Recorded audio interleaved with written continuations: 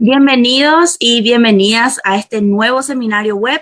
Estamos volviendo con nuestros seminarios semanales desde el Foro de Cobertura de la Crisis Mundial de Salud, después de dedicarnos durante todo el mes de julio para cuidar la salud mental de los periodistas, para poder cuidar un poco ese bienestar digital y poder gestionar el estrés propiamente digital, ¿verdad? En esta era que, bueno, ya estamos en el segundo año de la pandemia.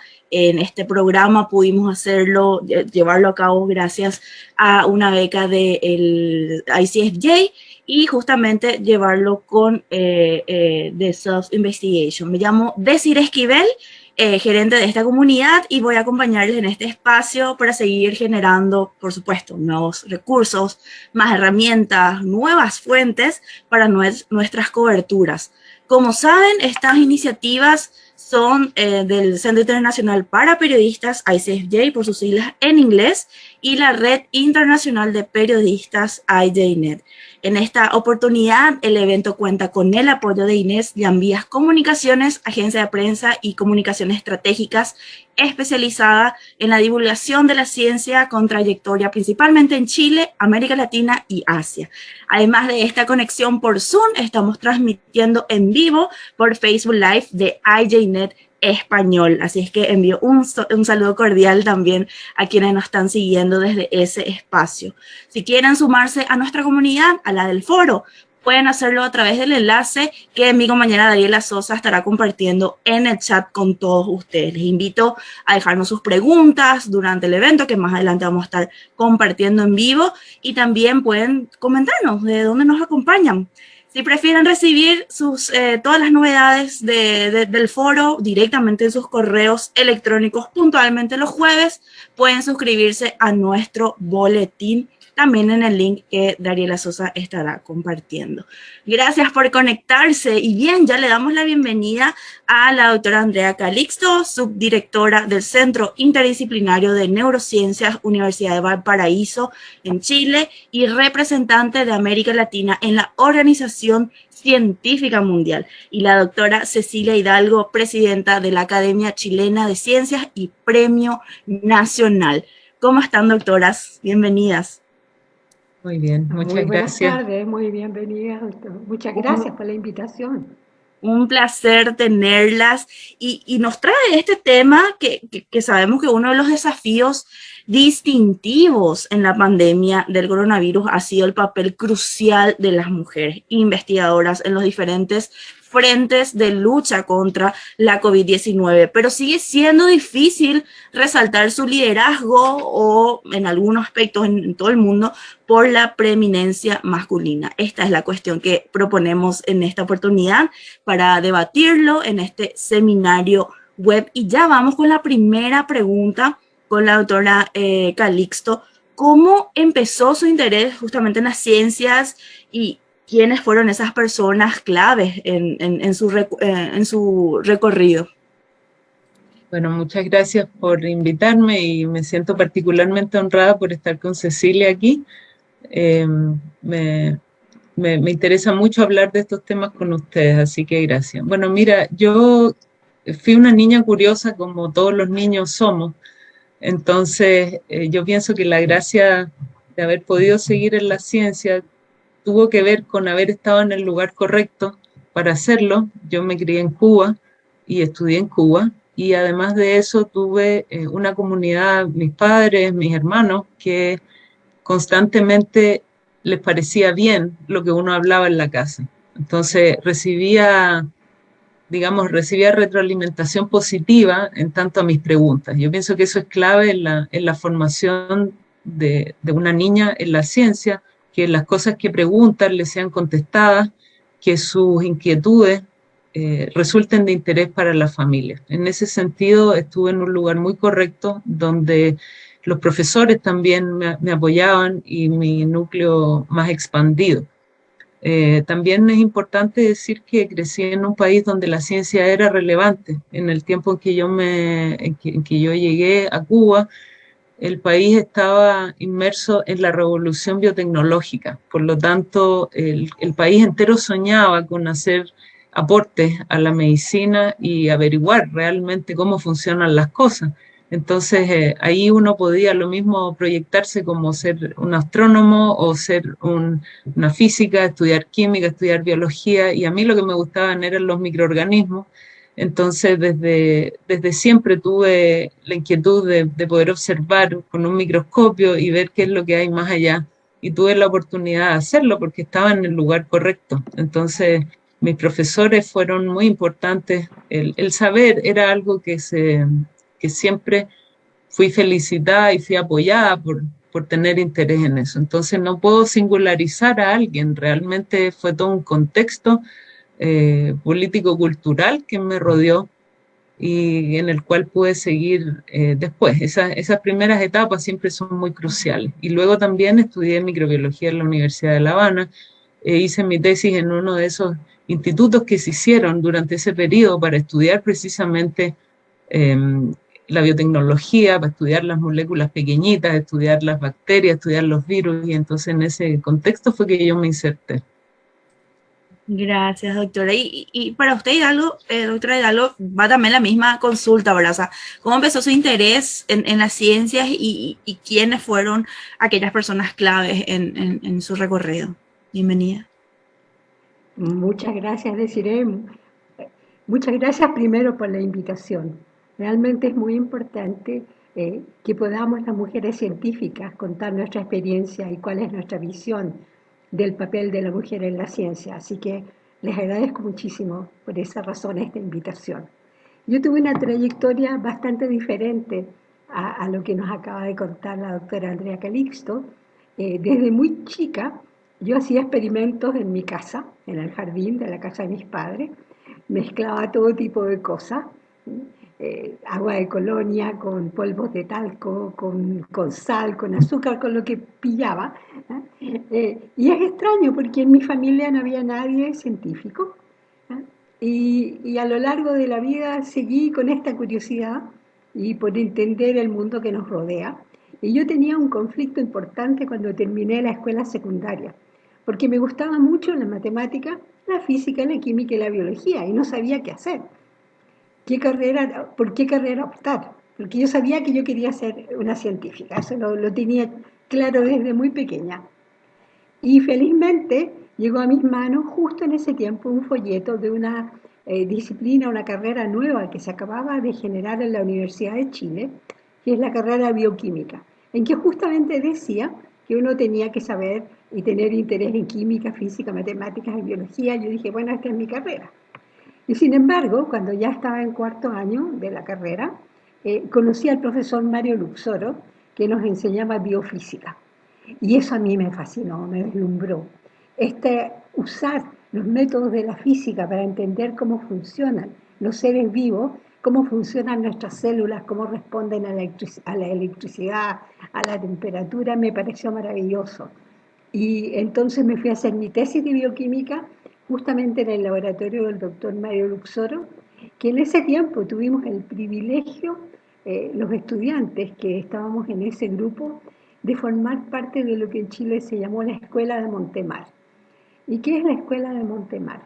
Al norte de Santiago, en la orilla del océano, había una estación de biología marina en que el profesor Luxoro trabajaba con los axones gigantes del calamar chileno, que son las prolongaciones de las neuronas que son de un tamaño notable. Si uno los mira, la prolongación de una sola célula parece uno de estos fideos cabellos de ángel, estos pequeños, de estos.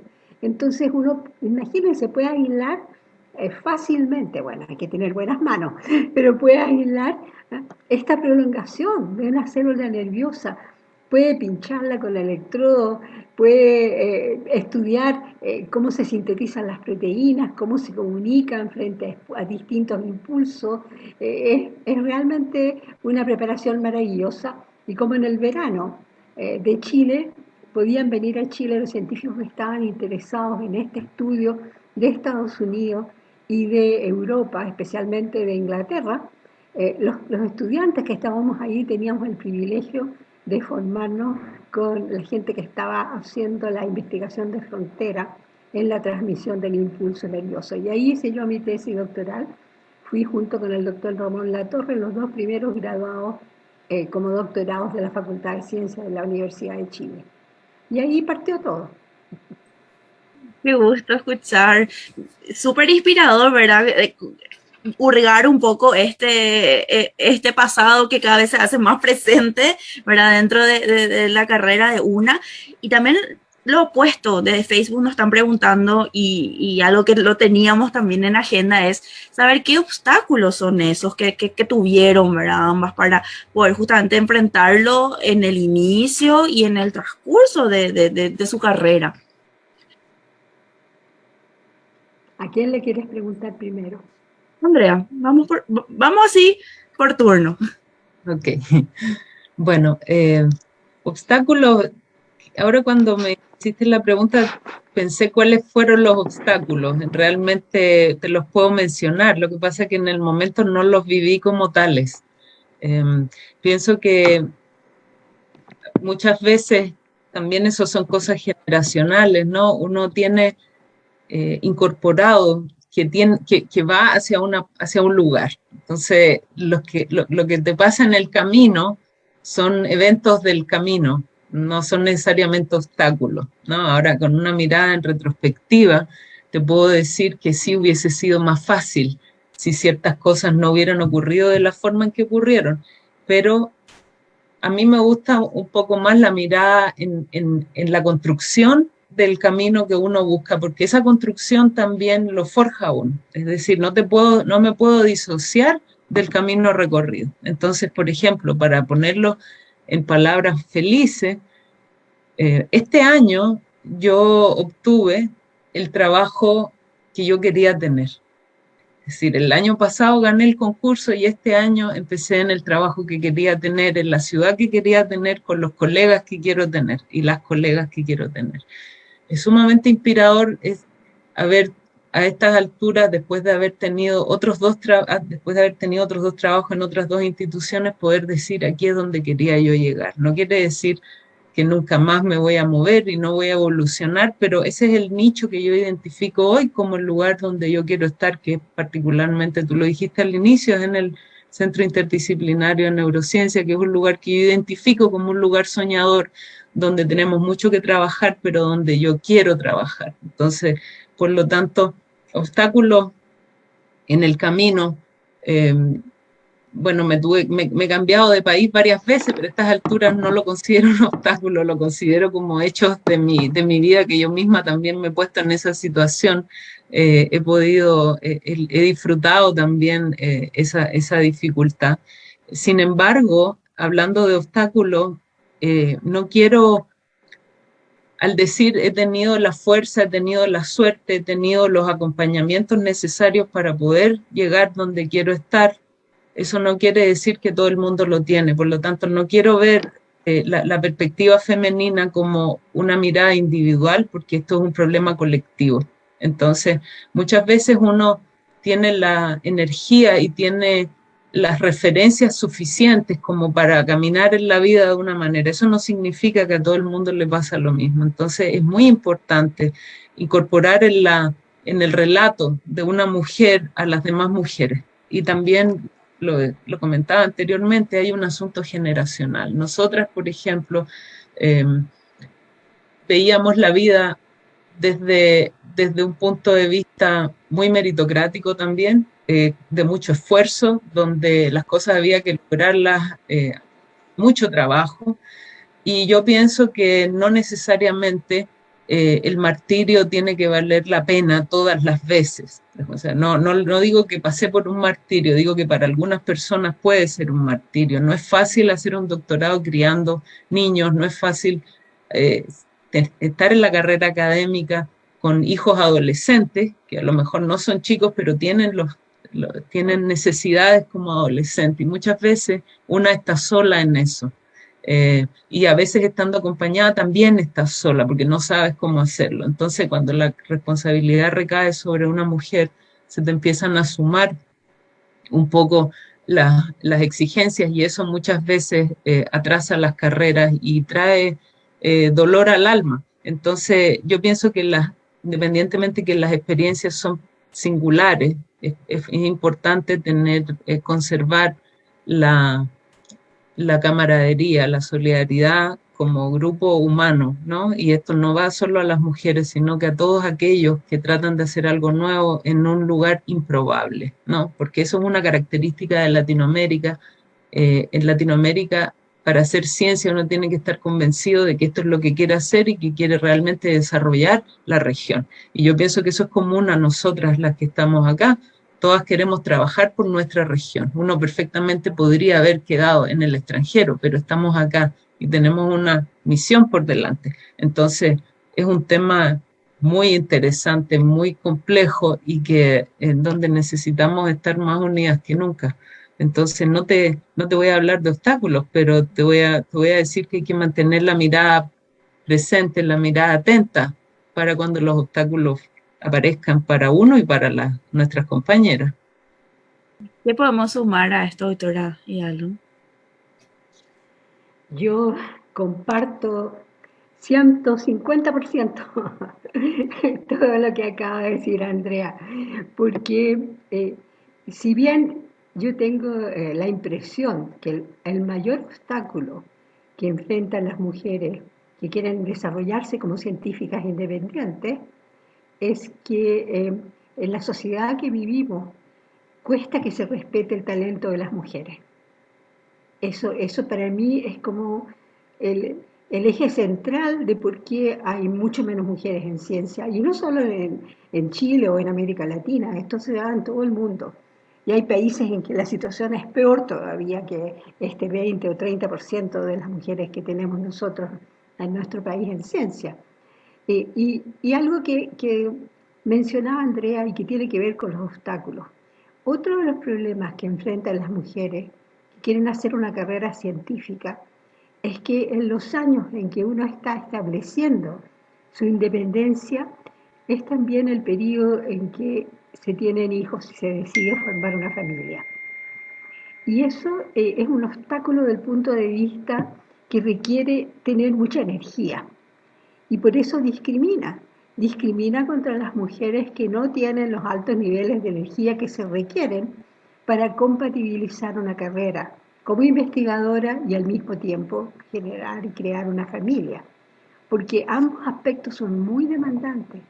Entonces, yo estoy de acuerdo con Andrea que aquí no se trata de personalizar, sino que tenemos que tener una mirada global de todos los problemas, ¿no?, que enfrentan las mujeres jóvenes que están iniciando su carrera en ciencia y cómo requieren mucho más apoyo de lo que estamos brindando ahora, en este momento.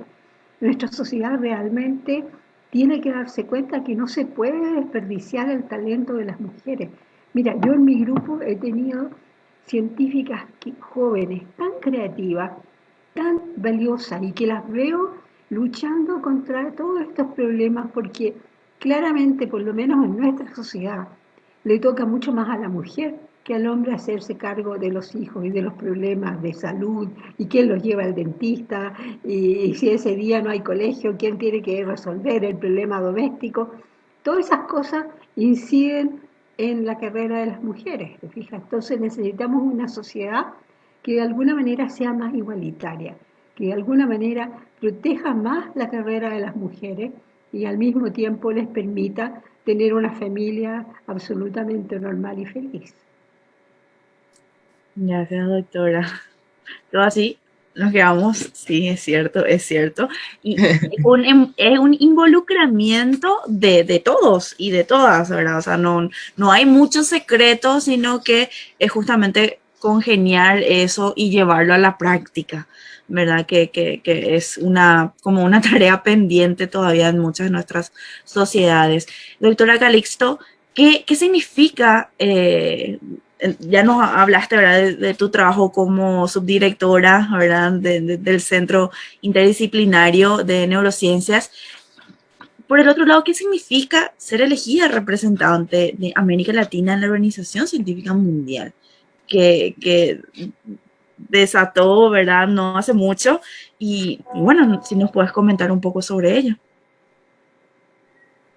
Significa mucho trabajo, pero significa también un espacio donde eso se puede internacionalizar mucho más, porque el trabajo que nosotros hemos hecho en Latinoamérica, especialmente en la comunidad que me eligió para ser representante de ellos, que es una comunidad científica de un modelo animal que yo trabajo, eh, generalmente han tenido representantes en el hemisferio norte. Entonces, nosotros hacemos mucho trabajo en Latinoamérica con los colegas argentinos, con las colegas y colegas de Uruguay, con nuestros compañeros de México, de Brasil. Entonces, nosotros llevamos años haciendo un trabajo para impulsar la ciencia en nuestro campo, en Latinoamérica, para educar estudiantes, para internacionalizarlo hacia el hemisferio norte, del hemisferio norte hacia nosotros. Es importante que la cosa se dé en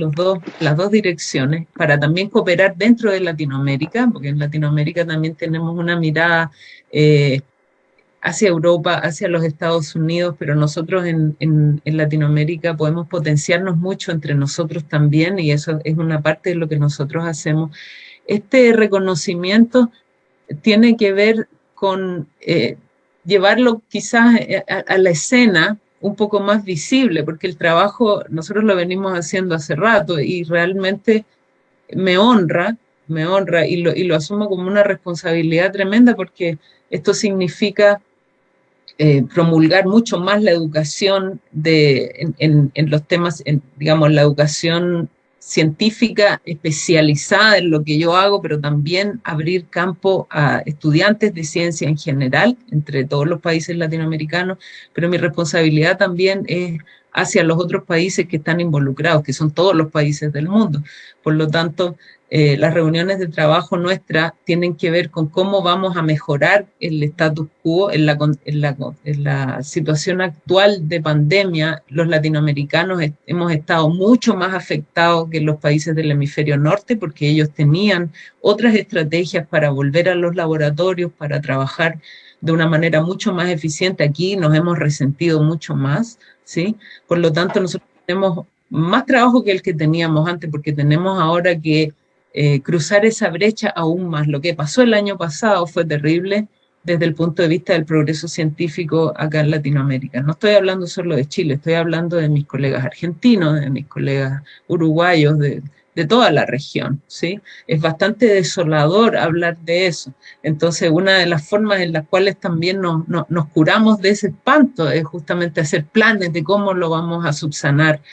Traer estudiantes de Argentina para acá, por ejemplo, en programas específicos que tenemos, por poner un ejemplo, porque después hacemos cursos donde vienen todos los estudiantes latinoamericanos. Entonces, esto significa también tener mucho más visibilidad, tener más apoyo de nuestros colegas internacionales y también en un esfuerzo de los colegas internacionales por ser más inclusivos. Ellos le pusieron la lupa este año a Latinoamérica y dijeron: nosotros necesitamos representantes latinoamericanos, necesitamos representantes que estén en el estado temprano de sus carreras. Entonces, la inclusión y la democratización de la ciencia también es un proceso que los países del norte están haciendo, porque ellos también se han dado cuenta que tenían un espectro muy reducido, digamos. En sus propios países también había discriminación hacia las mujeres, pero dentro de las organizaciones mundiales también faltaban los latinoamericanos, faltaban los africanos, faltaban los estudiantes, faltaba mucha gente. Entonces, este es un proceso que me implica mucho trabajo y también un sueño importante, que es realmente poner a Latinoamérica y a nuestros estudiantes en el lugar donde merecemos estar también, porque bastante trabajamos y bastante propositivos que somos. Entonces, es eso: responsabilidad, trabajo, honor, y de nuevo más trabajo. Hay que buscar el tiempo para hacer estas cosas y hacerlas bien. Un desafío, lo imagino, ¿verdad? Y ese trabajo de sinergia también, ¿verdad? Que hablaba, ¿verdad? Que muchos países se dieron cuenta que necesitan de otra gente que vive en otras realidades y encontrar de alguna forma otras soluciones, ¿verdad? En esos diferentes espacios. Y doctora Hidalgo, ¿qué desafíos, aprendizajes nos puedes comentar desde tu labor en la Academia Chilena de Ciencia? El principal desafío que tenemos en la Academia Chilena de Ciencia es convencer a nuestro país y a quienes toman las decisiones de que hay que invertir en ciencia porque si no, nunca vamos a lograr avanzar a ser un país con un desarrollo más integral, más justo, y no solo un desarrollo económico, que es donde se ha puesto el énfasis, sino que un desarrollo social, cultural, un desarrollo regional, porque realmente tenemos muchas carencias y tenemos que resolverlas generando conocimiento. Yo desde que asumí la presidencia de la academia, y ahí les quiero contar un poquito de historia, la presidenta anterior también fue una mujer, una muy destacada astrónoma, la doctora María Teresa Ruiz. Y cuando se eligió su mesa de trabajo, su directiva, yo fui elegida como su vicepresidenta. Y cuando terminó su periodo, entonces a mí me eligieron con una mayoría bien grande. Yo tenía mis dudas, porque en una academia de que sus 36 miembros de número por ley, solamente somos, en ese tiempo éramos 3, ahora somos solo 5 mujeres, que fueran a elegir a otra mujer presidenta, a mí me parecía que era muy poco probable, y sin embargo me eligieron. Y yo he puesto muchos esfuerzos en visibilizar la Academia Chilena de Ciencias. Hemos tenido en este periodo en que no podemos tener reuniones presenciales, hemos organizado numerosas conferencias, ruedas de prensa, seminarios, tenemos un programa con científicos jóvenes que los elegimos por 3 años que se llama Ciencias de Frontera, y ellos han organizado una serie de charlas en diversos temas muy, muy interesantes que están abiertas a todo el público. Entonces, por esa parte hemos tratado de difundir mucho más el quehacer de la academia y además hemos impulsado también a las científicas jóvenes. La Academia Chilena de Ciencias tiene un premio para las científicas jóvenes más destacadas en el área de ciencias naturales y en el área de ciencias exactas. Yo instauré 2 premios porque era muy difícil escoger una sola persona y tratar de comparar a alguien que trabaja en biología química con alguien que está en astronomía, física o matemáticas. Entonces se dividió el premio y tenemos 2 premios ahora.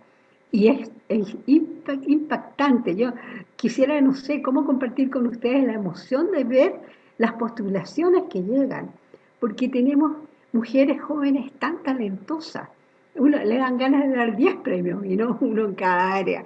Mira, realmente son notables las candidatas que llegan. Y también como Academia Chilena de Ciencias participamos de una iniciativa que yo la encuentro muy linda, que es hacer videos de mujeres científicas. Entonces tenemos 2 concursos, uno que son videos hechos por estudiantes de secundaria, ¿eh? que ellos tienen que filmar por 3 minutos, ellos escogen a quién. Y simplemente no es algo muy sofisticado desde el punto de vista técnico, pero han generado unos videos preciosos. Y el otro concurso está abierto al público general, que también pueden escoger una científica y hacer un video de 3 minutos relatando su quehacer. Y a mí me ha tocado ya por varios años ser parte del jurado porque la academia apoya esta iniciativa. Entonces es muy lindo ver los videos que llegan y cómo se muestran el quehacer de estas mujeres científicas en todos los ámbitos. Mujeres que trabajan en biología, que trabajan en el océano, que trabajan en ecología, en distintos ámbitos, en astronomía, y ver el entusiasmo con que cuentan lo que hacen es realmente muy lindo. Además de eso, en la academia hemos generado recientemente grupos nuevos que no existían. Tenemos un grupo que se llama Academia y Constitución, en que estamos generando, ya lo tenemos listo, un documento que queremos compartir con las personas que constituyen la asamblea, los constituyentes, ¿cómo se llama?, que están generando la nueva constitución, en que explicamos nuestra posición, por qué creemos que la ciencia debería ser parte de una nueva constitución para nuestro país.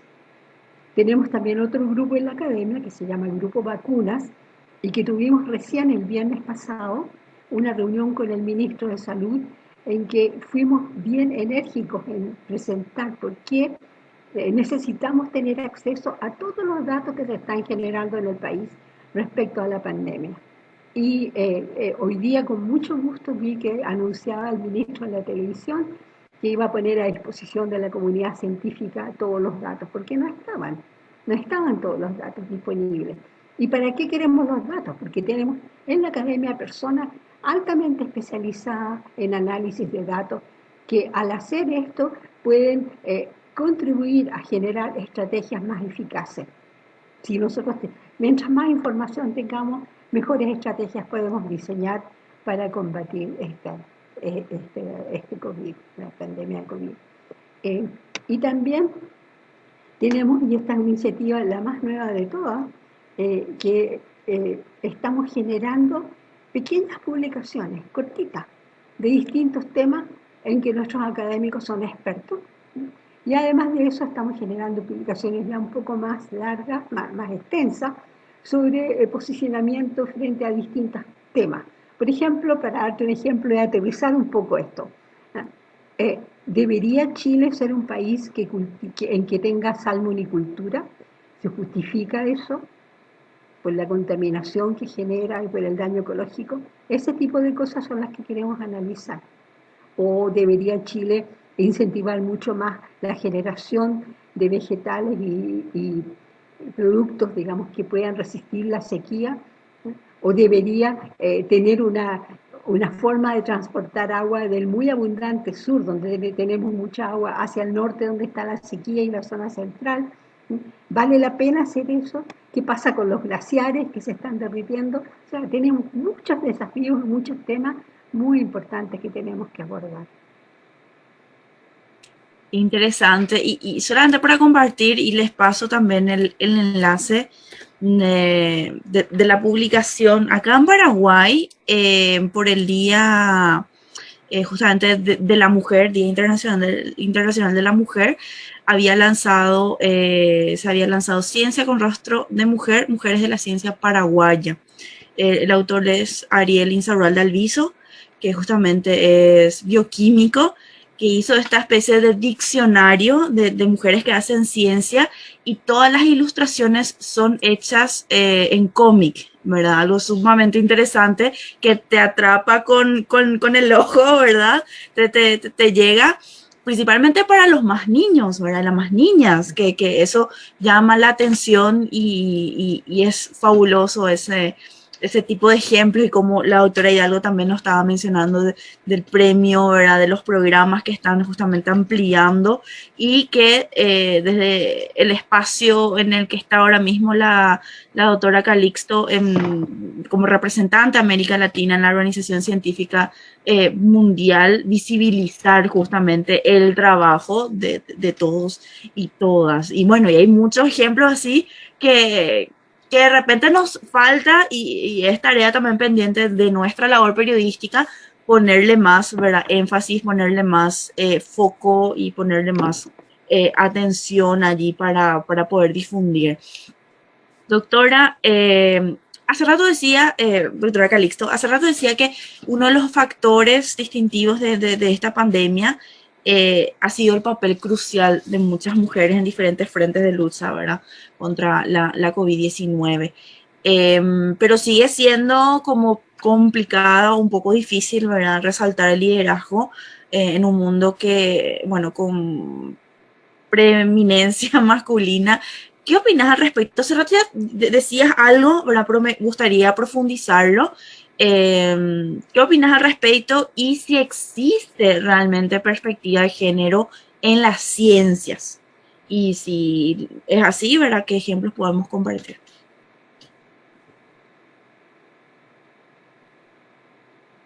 Esa es una pregunta profunda y amplia. Bueno, mira, la primera parte, vamos a ir en orden. La perspectiva de la pandemia y el trabajo de mujeres es realmente un temazo, ¿ya? Con respecto a las mujeres que trabajamos, y pienso que las científicas en eso no somos distintas de otras mujeres que trabajan en cualquier otra cosa. Ya hemos tenido que asumir muchos más roles durante la pandemia del cuidado, que además eso está calculado, es decir, se sabe que la brecha se profundizó, dado que las mujeres tenían que seguir trabajando, pero además cuidando niños, cuidando personas que requerían atención, y esto simplemente contribuyó a tener cada vez más trabajo, más estrés, y por ende también tener un desmejoramiento de la calidad de vida, que también pasa por la salud mental, por todos los estados en los cuales podemos estar infelices en una situación particular. Entonces eso se ha hablado bastante, y particularmente hay una ONG que se llama Comunidad Mujer, cuya directora la semana pasada vino a hablarnos al centro interdisciplinario. Yo la invité precisamente para que ella introdujera números al problema de la pandemia. Nos vino a contar realmente cuál era el drama grande digamos, la desigualdad, cómo se profundizó durante la pandemia y cuáles son los números, es decir, económicamente hablando también, qué significó eso, del punto de vista de la salud, qué significa eso. Entonces, el tema es bastante largo, y aquí hay hartos especialistas de distintas áreas, especialmente, bueno, personas preocupadas de género, de la economía, etcétera, que también le han puesto número a el trabajo doméstico no remunerado, que está dentro de lo que estamos hablando. Sí, el trabajo doméstico no remunerado es una de las cosas que más aporta al Producto Interno Bruto. El número es altísimo, ¿ya? Si nosotros le fuéramos a poner plata a eso. Entonces, hay una serie de injusticias que se profundizaron durante la pandemia y lo hablo del tema como mujeres en general, porque nosotras somos mujeres antes de ser científicas también. Tuvimos que asumir todos estos roles. Por lo tanto, no quiero desligar al gremio científico de nuestras compañeras. Eso por una parte. Una cosa que me parece que es crucial y que apunta hacia las soluciones es que nuestros compañeros se sumen a la resolución de los problemas. Se siente muchas veces que el tema mujer, el tema equidad es un tema nuestro, de las féminas, y en la vida real eso nunca lo vamos a resolver a menos que todos se hagan presentes en la resolución del problema, porque es un derecho. La resolución de los derechos humanos no está a cargo de los que están sufriendo la violación a los derechos humanos, es un problema del colectivo, es un problema social. Entonces, la desigualdad hacia las mujeres es un problema humano y todos tienen que estar involucrados. Entonces, es típico que cuando hablamos de género, el 80% de los participantes, de los panelistas, de los que escriben acerca de eso, son mujeres, como si esto fuera un problema nuestro. ¿Te das cuenta? Yo pienso que la solución también parte por incluir a nuestros compañeros en el trabajo que nosotros necesitamos. Ellos necesitan informarse de qué es lo que estamos hablando. Y eso también me lleva a la perspectiva de género. Esta pregunta es una pregunta súper importante, y por lo tanto yo no te voy a dar mi opinión sacada del bolsillo. Yo me informé para saber este tema y me entrevisté con personas que trabajan en perspectiva de género, ¿ya? Nosotros realmente tenemos que trabajar mucho en tener una perspectiva de género en la ciencia. Nosotros hasta ahora estamos hablando del paso número 1 de la perspectiva de género, que es la equidad en los números, que tiene que ver con el número de mujeres, la trayectoria, digamos, uno diría la jerarquía académica. Esos son los temas que se están abordando actualmente en la academia, pero la perspectiva de género, que es estudiar los temas de la mujer, y que es además considerar la mirada femenina y ni hablar de otras diversidades dentro de la ciencia, eso está largamente ausente, o por lo menos dentro de mi perspectiva y dentro de la perspectiva de aquellos con los cuales me entrevisté. En nuestras universidades tenemos que incluir la perspectiva de género de todas maneras, y eso pasa no solo por tener equidad en los números, pasa también por tener consideración de qué es lo que las mujeres, cuáles son los temas nuestros, porque nosotros llegamos a un esquema que estaba previamente construido y con una mirada altamente masculinizada, ¿sí? Puede ser que a uno le quede cómodo, pero puede ser que no. Y también acá estamos hablando en términos binarios, es decir, las diversidades son harto más amplias que el concepto binario. Por lo tanto, esto, más que todo, a mí me encantaría poder invitar a todo el mundo a conversar, y que también en lo que respecta a las decisiones institucionales las opiniones personales son secundarias. Nosotros tenemos que tener una mirada que nos englobe a todos. A lo mejor yo tengo inseguridades respecto a un tema, pero eso no me da permiso a mí para traer mis inseguridades a una mesa de conversación donde hay personas que necesitan realmente ser escuchadas. ¿Te das cuenta? Entonces, el tema es ancho y amplio y nosotros tenemos que trabajar en esto para que no se convierta en un retroceso. Por lo tanto, es un tema urgente, eh, el de la perspectiva de género. Y bueno, ahí hay que ponerle muchos acentos y vamos a seguir trabajando. Gracias, doctora. Muy importante lo que no estás recalcando, ¿verdad? De esa importancia, de, más allá de involucrar, ¿verdad? De poder tener esa objetividad también, digamos, a la hora de poder enfocarnos en ese tema y no traer mucho lo personal, ahora nos estabas diciendo. Y doctora, ¿hay algo que podemos decir al respecto? ¿Existe perspectiva de género en las ciencias? ¿Qué opina? Yo estoy de acuerdo con lo que acaba de plantear Andrea. Este es un tema muy importante y muy complejo. Yo creo que aquí estamos enfrentados de nuevo, así como lo planteé hace un rato, a un problema cultural muy profundo que tiene que ver con que la falta de visión, no sé cómo ponerlo mejor. Si yo soy un hombre científico y mi mujer también es una científica, ¿por qué no comparto igual todas las tareas y todas las responsabilidades que comparte una familia? Porque eso viene de tratar, y aquí voy a decir algo quizás muy poco políticamente correcto, de que el que está privilegiado pierda privilegios. ¿Cómo hacemos eso? Eso sí que es un tema súper importante y como dije, tiene una raíz cultural muy profunda. Se han generado estas condiciones en que por el hecho de ser hombre o de ser mujer, para hablar en términos binarios, como acaba de decir Andrea, el hecho de ser hombre o de ser mujer trae una serie de suposiciones que a uno lo marcan desde muy chico, desde muy pequeño, ¿no? Estos privilegios que de alguna manera los hombres tienen, no estoy completamente segura de que están conscientes de ello. Por eso digo que aquí, si queremos tener una perspectiva de género en la ciencia, tenemos que hacer una revisión muy profunda de estos estereotipos sociales que tenemos. ¿Por qué, como lo dije hace un rato atrás, por qué si se enferma un hijo tiene que ser la mamá la que lo lleve? ¿Por qué no lo pueden compartir entre los dos? Ese tipo de cosas, por ejemplo. O si en ese momento no se puede ir al jardín infantil, ¿por qué tiene que ser la mamá, la madre, la que resuelva el problema?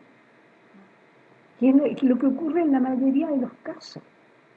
Entonces, como dije, tenemos un problema bien profundo, ¿no? Y que tiene raíces de muchos siglos en nuestra sociedad.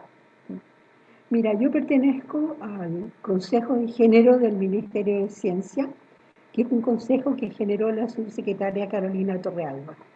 Y ha sido notable ver cómo ella misma se ha dado cuenta, ella lo dice, de muchas diferencias que antes ella no las veía, pero ahora sí las ve, porque está interesada en el tema. Y en este consejo estamos tratando de generar políticas para ayudar desde muy pequeñas a que las mujeres puedan decidir si quieren hacer ciencia, que no tengan todas las trabas culturales que hemos enfrentado que seguimos enfrentando realmente, porque si uno ve, mira, desde el punto de vista de la academia, uno ve que a nivel de profesor asistente en las universidades en promedio, tiene más o menos el mismo número de hombres que de mujeres en las universidades chilenas. Estoy hablando de un estudio que se hizo hace poco. Si pasas a profesor asociado, empieza a existir una brecha importante. Y a nivel de profesor titular, las mujeres son el 10, el 15% con suerte. Entonces, ¿por qué las mujeres en la academia se van quedando en el camino? Y aquí estoy hablando en todas las disciplinas, no solo en la ciencia. ¿Por qué pasa esto? Porque hay, mira, yo te podría dar una lista. Yo hice una lista que se llama, parodiando a esa serie de Netflix, 13 razones por qué. Yo me puse mis 13 razones por qué. ¿No? Y son muchas. Entre ellas, por ejemplo, que a las mujeres dan muy malas cartas de recomendación comparadas con los hombres, que los trabajos que tienen mujeres como actora principal o como primera autora son menos citados. Mira, te puedo dar muchas razones, pero eso sería tema de otra conversación, ¿ya? Pero es realmente un problema multifactorial, pero que Y, tiene raíces profundas en nuestra cultura. y tiene razón, esto da para otra charla, pero lastimosamente estamos a 10 minutos de cerrar el evento y paso a recordarles que tanto acá en Zoom como también en la fanpage de IJNet Español y en el grupo del foro en Facebook van a tener una encuesta que mi compañera Dariela comparte para que justamente puedan sumar sus sugerencias, sus opiniones y sugerir otros temas, ¿verdad? De hecho que este tema es uno de aquellos que fue justamente sugerido por colegas en nuestras encuestas, ¿verdad? Por eso hacemos posible este encuentro y bueno, gracias también al apoyo de Inés Llambías. No les va a tomar ni 2 minutos, no les va a tomar para poder completar esa encuesta. 2 preguntas me quedan, doctoras. Muchísimas gracias, en serio, por todo lo que están compartiendo. Y como, creo que va a sonar un poco así futurista, pero doctora Calixto, ¿qué panorama tenemos con respecto al mundo científico en la post-pandemia ya en América Latina? Va para ambas. Calixto. Bueno, te lo puedo decir desde mi perspectiva y desde lo que me quisiera y de lo que quisiera ver. ¿Ya?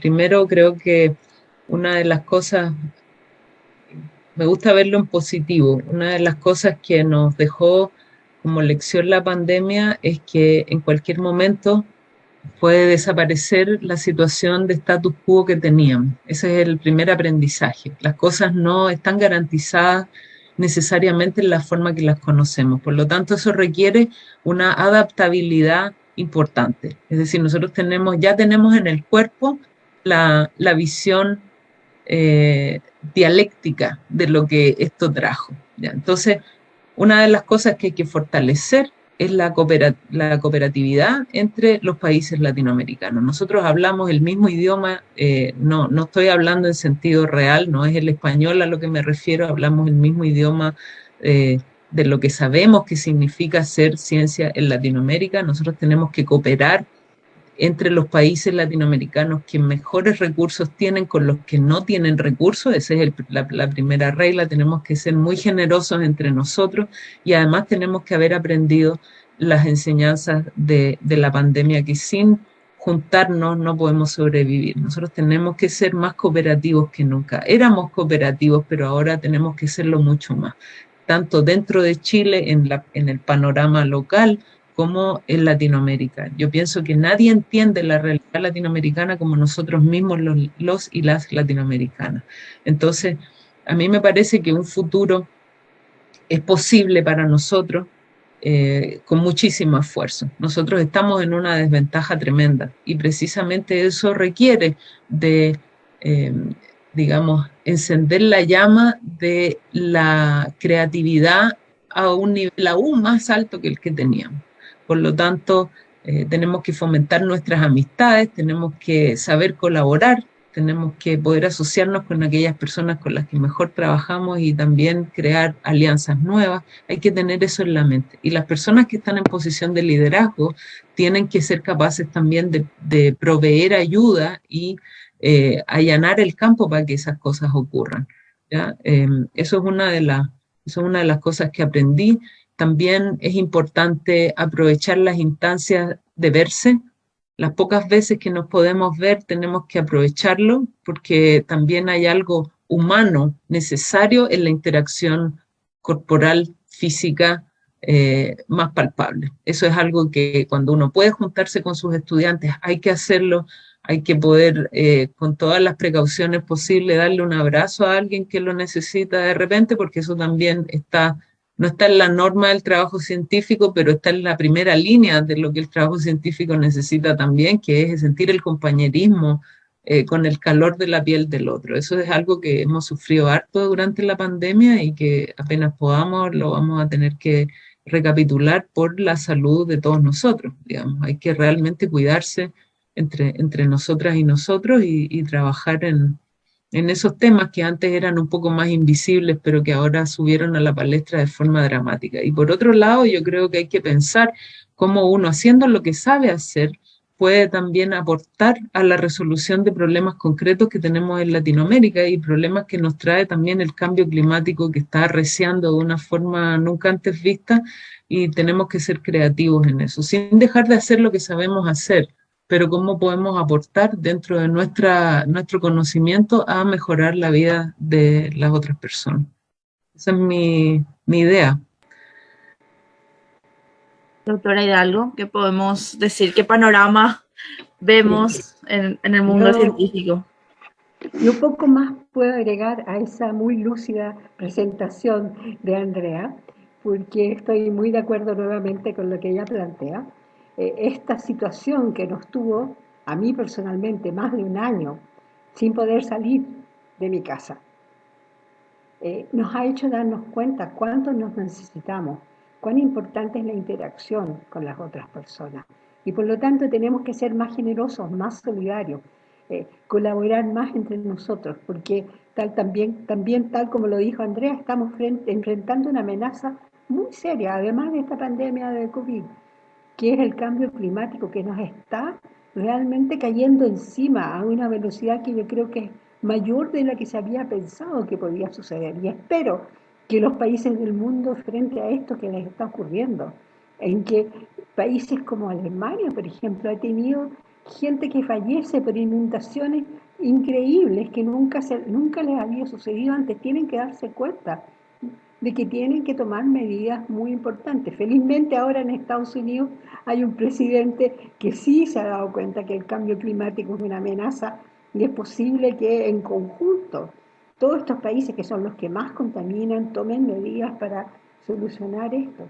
Y yo creo que también el hecho de haber tenido esta pandemia que muestra la fragilidad humana y que nos ha cambiado la vida de una forma que no pensábamos que podía pasar 2 años antes, también nos ha hecho darnos cuenta que como especie tenemos que ser más respetuosos del medio ambiente y tomar medidas para que podamos sobrevivir y entregarles un mundo a nuestros hijos y nietos. Totalmente, totalmente. Y para ir finalizando, bueno, les recuerdo les invito a rellenar nuestra encuesta, no les va a tomar ni 2 minutos para poder ayudarnos a calificarlo, a sumar otras sugerencias de otros temas para poder ir desarrollarlo en el foro. Allí Dariela Sosa lo compartió en los diferentes canales. Recomendaciones, para ir cerrando. Recomendaciones para periodistas que quieran adentrarse al periodismo científico. Yo creo que más de alguno inspiraron, doctoras, yo creo que más de alguna le caló hondo su experiencia, ¿verdad? Y todo este trayecto, este recorrido en sus respectivas carreras. Entonces, para cerrar, ¿verdad? Cada una si nos puede mencionar o herramientas o algún libro o seguirle a alguien, aparte de ustedes, ¿verdad? Que estuvimos compartiendo en el chat. ¿Qué recomendaciones tienen para periodistas que bueno, quieran adentrarse al periodismo científico? ¿Quieres que parta yo? Ya. Sí. Bueno, primero, gracias por la deferencia que han tenido conmigo tú y Cecilia sobre todo. Para mí es un tremendo honor estar aquí compartiendo con ella.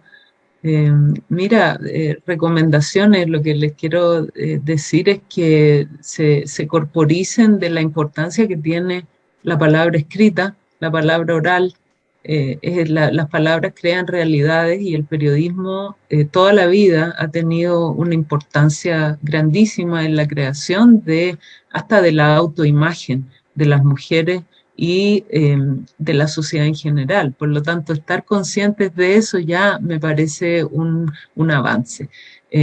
Decir la verdad, buscar la verdad, hacer investigación profunda es algo también que se agradece mucho. Las fuentes investigativas son particularmente bienvenidas por nosotras, digamos.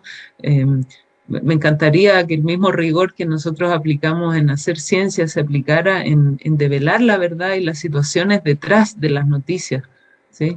Esos son dos recomendaciones que no son poca cosa de hacer. Entonces, no sé si me atrevo a hacer ninguna más, pero también que incluyan dentro de sus pesquisas y dentro de lo que reportan las prioridades que deberían tener las niñas y los niños en nuestra sociedad. Tenemos que apuntar a ellas y a ellos y realmente saber qué es lo que necesitan y que cada generación va necesitando cosas diferentes. Por lo tanto, siempre hay que tener la lupa o el microscopio puesto sobre esas situaciones. Y la ciencia no está excluida, la ciencia es un implemento de cambio muy poderoso, pero está inmersa en una sociedad que necesita estar sana antes que todo. Entonces ahí todos tenemos una tarea y ustedes que divulgan tienen una tarea de máxima importancia. ¿Qué otras recomendaciones podemos agregar, doctora Hidalgo?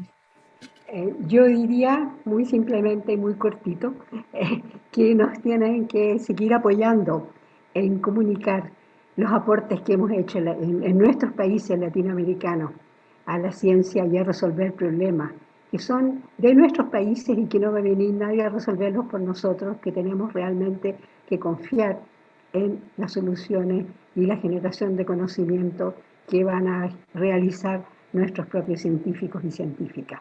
Y también que nos ayuden a destacar lo fascinante y lo asombroso que es hacer este camino en la ciencia, de ir siempre moviendo un poquito la frontera de lo desconocido y entender un poquito más cada vez este mundo y este universo en que vivimos.